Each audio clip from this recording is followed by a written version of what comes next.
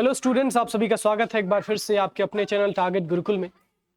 आपका इंट्रेंस समाप्त हुआ, आपने लखनऊ यूनिवर्सिटी में एडमिशन लिया, बहुत बहुत शुभकामनाएं। अगर आपका लखनऊ यूनिवर्सिटी में एडमिशन नहीं हो पाया तो भी कोई बात नहीं, घबराने की बात नहीं है। आप चाहे कहीं भी पढ़ रहे हो, डिग्री तो आपको लखनऊ यूनिवर्सिटी से ही मिलेगी।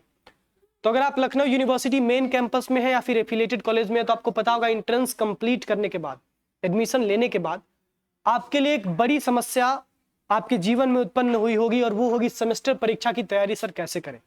तो सेमेस्टर परीक्षा की तैयारी करने से पहले आपको जानना होगा सेमेस्टर का सिलेबस। सेमेस्टर के सिलेबस की अगर हम बात करें तो बीकॉम फर्स्ट सेमेस्टर के सिलेबस में आपको पढ़ने हैं टोटल 5 मेजर सब्जेक्ट, जिसमें से पहला है फाइनेंशियल अकाउंटिंग, दूसरा है आपका बिजनेस ऑर्गेनाइजेशन, तीसरा micro economics, currency banking and exchange, essentials of management, और एक होता है आपका पेपर नंबर 6 जो आपका को क्यूरिकुलर होता है, यानी पाठ सहगामी क्रियाएं। आजकल जो हमारे देश की गवर्नमेंट है वो हमारे देश के स्टूडेंट्स के अंदर जो स्किल्स की कमी आ रही है, उनके अंदर जो तमाम सॉफ्ट स्किल्स और टेक्निकल स्किल्स की कमी आ रही है, उसके लिए वो कुछ पढ़ाई के साथ साथ कुछ इंपॉर्टेंट सब्जेक्ट्स पढ़ाए जाते हैं ताकि उसके माध्यम से भी उनके अंदर ये स्किल्स डेवलप हो। And this that subjects are called as co curricular subjects, पाठ सहगामी विषय। तो ये आपको छठवां जो सब्जेक्ट है, ये समझ लीजिए एक तरह से काम चलाने वाला सब्जेक्ट है, बस इसमें पास होना है। बाकी ये जो 5 सब्जेक्ट है ये डिटरमाइन करेंगे कि आपका सेमेस्टर में कितना अच्छा नंबर आएगा या नहीं आएगा, और ये आपके मेजर सब्जेक्ट है, आपके फ्यूचर में भी काफी आपके लिए इंपॉर्टेंट रोल प्ले करने वाले हैं। अगर मैं सब्जेक्ट के इनडेप्थ डिटेल की बात करूं तो सबसे पहले आपको पढ़ना है फाइनेंशियल अकाउंटिंग। फाइनेंशियल अकाउंटिंग में आपको पढ़ने हैं 4 यूनिट्स, जिसमें से सबसे पहले यूनिट में आप पढ़ेंगे बेसिक्स ऑफ अकाउंटिंग, यानी अकाउंटिंग क्या होती है, अकाउंटिंग के डिफिनेशंस क्या होते हैं, अकाउंटिंग का फीचर क्या होता है, अकाउंटिंग का इंपॉर्टेंस क्या होता है, अकाउंटिंग के लिमिटेशंस क्या होते हैं, अकाउंटिंग के कंसेप्ट्स और कन्वेंशंस क्या होते हैं, अकाउंटिंग स्टैंडर्ड क्या होता है, फाइनेंशियल स्टेटमेंट क्या होता है, ये सब कुछ आप यूनिट 1 में पढ़ेंगे। फिर आप यूनिट 2 में पढ़ेंगे पार्टनरशिप। मतलब यूनिट 1 में आप क्लास 11th का जो शुरू का 4-5 चैप्टर था अकाउंट्स का वो पढ़ने वाले हैं। फिर यूनिट 2 में आप चले आएंगे क्लास 12th में। जब आप यूनिट 2 पढ़ेंगे तो आपको क्लास 12th के अकाउंट्स के फर्स्ट पार्ट के बुक की याद आएगी, क्योंकि यहाँ आप पढ़ेंगे पार्टनरशिप अकाउंट्स। पार्टनरशिप अकाउंट्स में आप पढ़ेंगे admission of partner, retirement of partner, dissolution of partner, death of partner, ये सब कुछ आप पढ़ेंगे, और उसके अकाउंटिंग ट्रीटमेंट कैसे होते हैं ये सब कुछ आप पढ़ेंगे। फिर यूनिट 3 आपके लिए बिल्कुल नया होगा। यूनिट 3 आपने बिल्कुल भी नहीं सुना होगा आज तक, जैसे हायर परचेज सिस्टम, और यूनिट 4 भी आपने नहीं सुना होगा, इंसॉल्वेंसी अकाउंट्स। ये जो यूनिट है 1 और 2, इससे आप कुछ हद तक फेमिलियर होंगे, आपको कुछ हद तक ये जो इसके टॉपिक्स हैं आपको समझ में आ जाएंगे पहली दफा में ही, जो बच्चा 11th और 12th में अच्छे से पढ़ाई किया होगा। लेकिन यूनिट 3 और 4 आपके पढ़ाई में डिस्टर्बेंस क्रिएट करेंगे, हो सकता है आपको ये समझ में ना आए, पूरे चांसेस है ना समझ में आने के। इसीलिए टारगेट गुरुकुल आपके लिए एक नया इनिशिएटिव लेके आया है, लखनऊ गुरुकुल।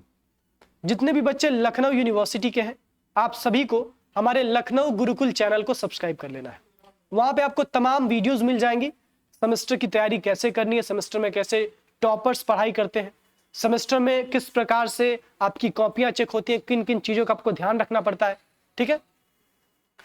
तो ये जो 2 यूनिट्स हैं, हायर परचेज सिस्टम और इंसॉल्वेंसी अकाउंट, इसके लिए आपको ज्यादा परेशान नहीं होना, आप लखनऊ गुरुकुल पे चले जाइएगा।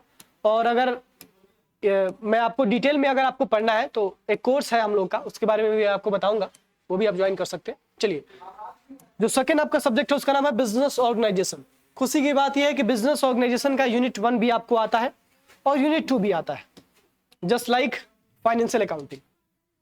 देखिए यूनिवर्सिटी कितना अच्छा आपके साथ खेल रही है कि यूनिट 1 और यूनिट 2 आपको आसान टॉपिक पढ़ा रही है, लेकिन यूनिट 3 और यूनिट 4 में आपको डिफिकल्ट टॉपिक दे रही है जिसका नाम आपने आज तक नहीं सुना है। तो यूनिट 1 और यूनिट 2 में आपको पढ़ाया जाएगा बिजनेस के बारे में, जो सोशल रिस्पॉन्सिबिलिटी बिजनेस की क्या होती है इसके बारे में, ठीक है। फिर यूनिट 2 में आप पढ़ेंगे forms of business organisation, sole proprietorship, joint stock company, जो आपने एंट्रेंस में काफी ज्यादा क्वेश्चंस पढ़े थे इसके, मैंने काफी सारे एमसीक्यूज भी इसके कराए थे। यूनिट 3 में आप बिजनेस कॉम्बिनेशन पढ़ेंगे, बिजनेस के मर्जर्स वगैरह, अमालगमेशन, रेशनलाइजेशन, ऑटोमेशन, ठीक है। फिर आप यूनिट 4 में आप पढ़ेंगे ऑर्गेनाइजेशन प्रोसेस, यानी संगठन की प्रक्रिया कैसी होती है, इसमें क्या क्या चीजें होती है, ये आप यूनिट 4 में पढ़ेंगे। अगर मैं सीधे कहूं तो यूनिट 3 और 4 आपको समझ में नहीं आने वाला है, यूनिट 1 और 2 आराम से समझ में आ जाएगा, क्योंकि आपने 11th में यूनिट 1 का जो सब्जेक्ट है, यूनिट 1 का जो टॉपिक है वो पढ़ा है, यूनिट 2 का भी टॉपिक आपने 11th में पढ़ रखा है। फिर अगला टॉपिक है, अगला सब्जेक्ट है आपका माइक्रो इकोनॉमिक्स। माइक्रो इकोनॉमिक्स में भी आपने पढ़ रखा है यूनिट 1 और यूनिट 2 दोनों को दोनों आपने पढ़ रखा है। माइक्रो इकोनॉमिक्स में अगर मैं बात करूं तो आपने क्लास 11th में, जो बच्चे सीबीएसई बोर्ड के होंगे वो क्लास 11th में माइक्रो इकोनॉमिक्स पढ़ते हैं, जबकि जो बच्चे यूपी बोर्ड के होते हैं वो क्लास 12th में माइक्रो इकोनॉमिक्स पढ़ते हैं।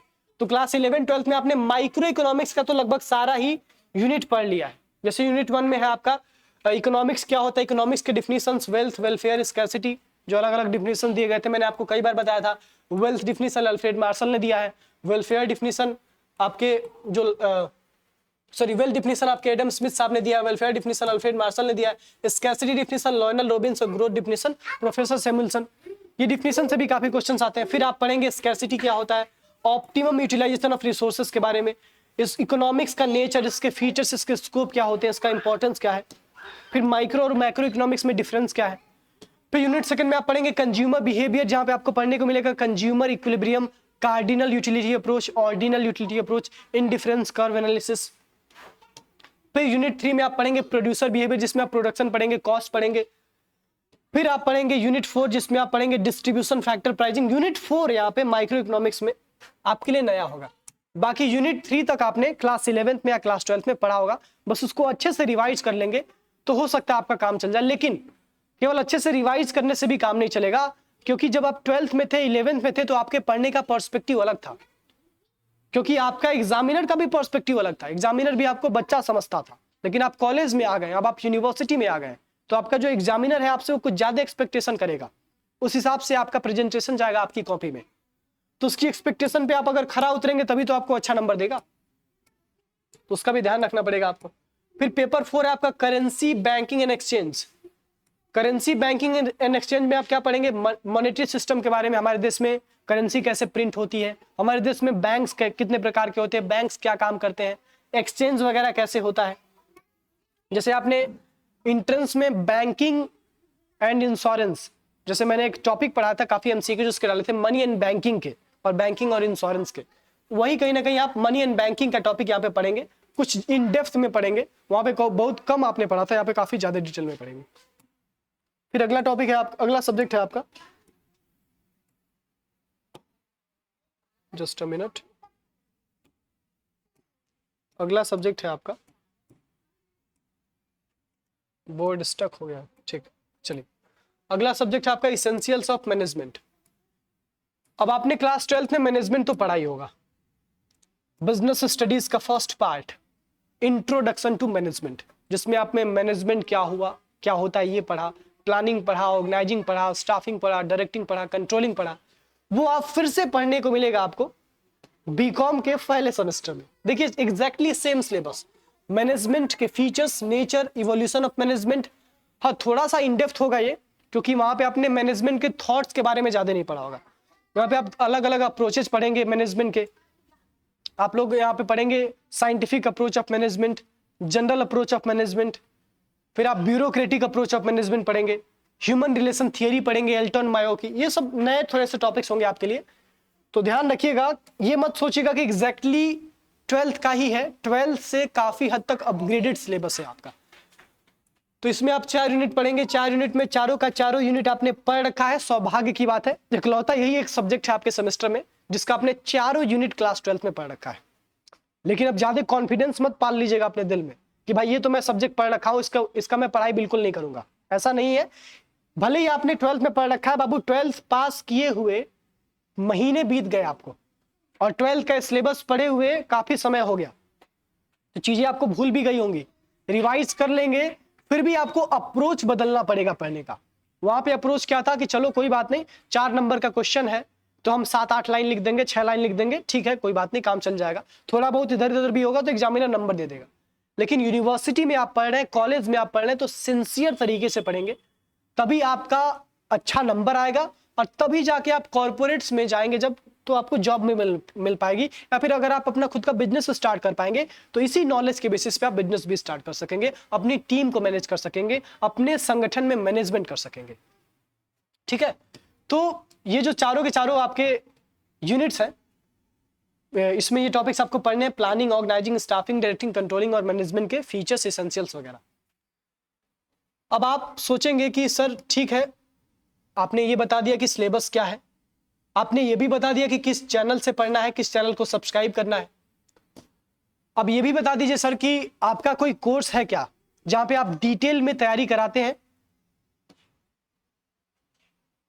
तो बिल्कुल हमारा कोर्स है, और हमारे कोर्स का नाम है दोस्तों सारथी।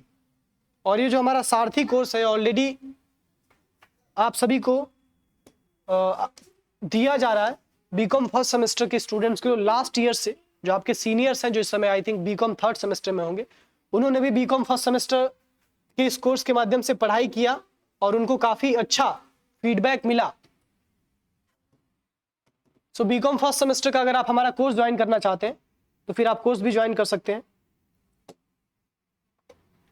ये हमारा कोर्स है, कोर्स का नाम है सारथी और इसका प्राइस है मात्र 349 रुपए। ठीक है, चलिए ये हमारे शुभम सर हैं, आप लोग इस चेहरे से रूबरू होंगे बहुत अच्छे से।